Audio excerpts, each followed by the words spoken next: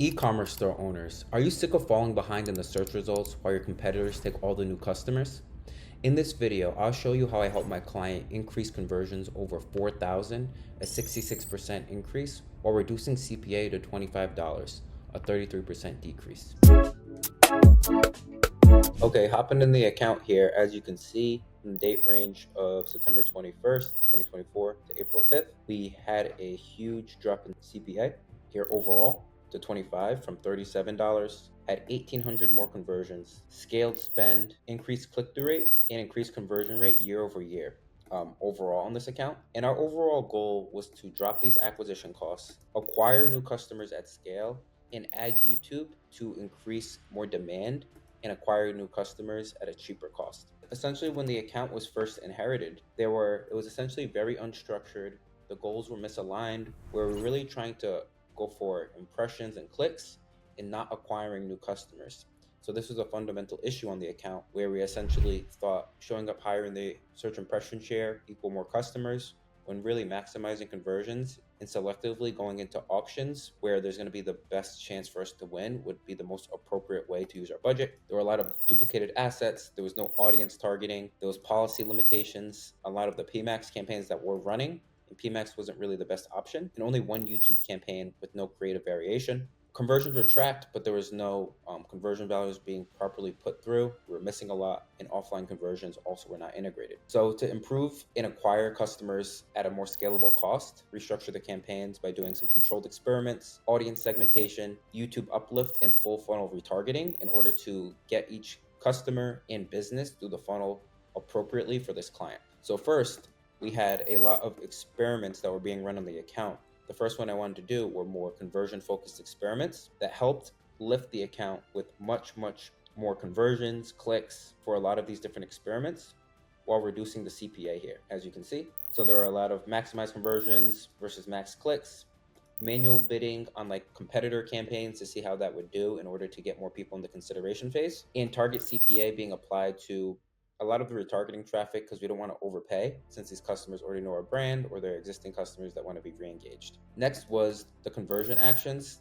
So I created a lot more conversion actions that had much more attribution overall than the previous GA4 integration that you can see here in the old action that wasn't working. So this allowed us to track over 80K in direct revenue for this client as a supplementary goal of acquiring new customers as well. Integrated add to carts, checkout starts, so we could see all the different parts in the funnel. People also that filled out the website form, because in the B2B space for e-commerce, a lot of people will be doing this to get direct quotes if they have additional questions for the customer, and tracking calls from the website, calls from ads, all these different types of things, so we can have each touch point and audience to basically be retargeted. And this was integrated with CallRail as well, and we could segment by new versus returning customers in order using customer match as well in the account.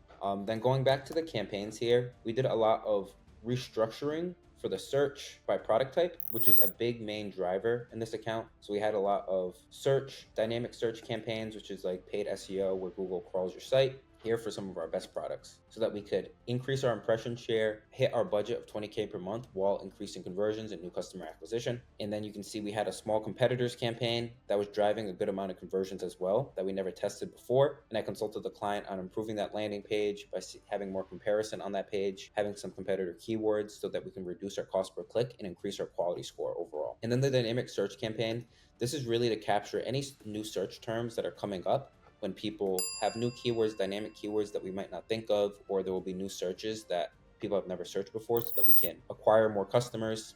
And we got this at a very low $2.37 CPA. And last but not least, a lot of retargeting campaigns. So when looking at a full funnel for search, you want to have retargeting so that we can re-engage users that fell off, whether they were researching another competitor and then they're going back later on Google to basically get more information. You can see we increased 59% more conversions at a profitable CPA as well for this client, and this can still scale. And then also just breaking out the best performers into single keyword ad groups. This can be a hit or a miss depending on how broad match or your specific industry. Specifically for this client, single keyword ad groups were good for certain campaigns. Others were better to have general so that the machine learning could have multiple different keywords and responsive search ads that it could test within here. Next, outside of keywords, like I mentioned, the audiences that we had here, we had a bunch of retargeting and in-market audiences that did very well. So some that are in like the specific niche, people that were in market, people that were more like seasonal shoppers, these different types of things were doing very well, as well as our retargeting audiences, where we were looking at people that have visited but not converted, testing different Google ads, optimized lists, like smart lists, these types of things were very helpful in getting additional information for our cold top of the funnel YouTube campaigns that we could use later on. Speaking of YouTube here, YouTube was a small part of the strategy where we essentially just wanted to push a little bit more top of the funnel with some of the videos within PMAX. And this was experimented, but specifically for this client, it was much better to maximize our impression share on search because of our limited budget of 20K and really push that consideration in more intent audiences overall. And so as you can see, the overall breakdown, our dynamic search ads had a $5 CPA with over 155 conversions, and it had max conversion volume, max conversions set after we hit enough volume there.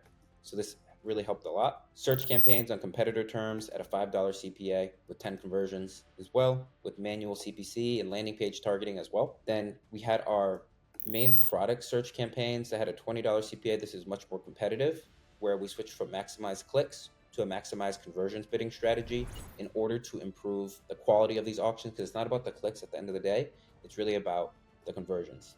And if you ever have an issue where you need to be at a certain CPC, but you want to optimize conversions, you can use a portfolio bidding strategy where you can set manual CPCs if you'd like I have here, but it's not necessary, and it's just really for specific situations that you'd want to use that, because you want to ideally be in high quality auctions where the CPC might be a little higher, but it's worth it if it's hitting your CPA target.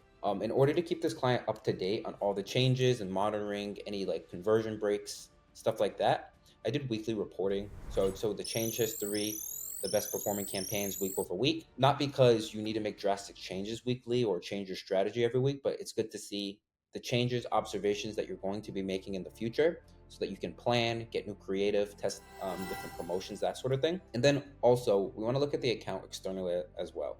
What are competitors doing? Are they running new promotions? Should we test a new landing page offer? Should the account get restructured because the margins are changing on the business? Are there bigger Google Merchant Center issues? So just to recap, I reduced the CPA by over 32%.